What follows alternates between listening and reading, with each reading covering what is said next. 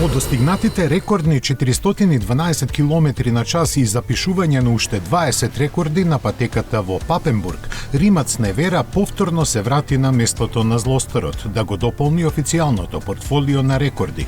И тоа се случи во присуство на судија од Гинисовата книга на рекорди. Фабричкиот возач на римац Горан Дрндак достигна брзина на 275 км на час, но овој пат во рикверц. Ова го овозможи конструкторското решение на Невера, која нема менувач и 4 индивидуални мотори вртат во два смера, напред или назад.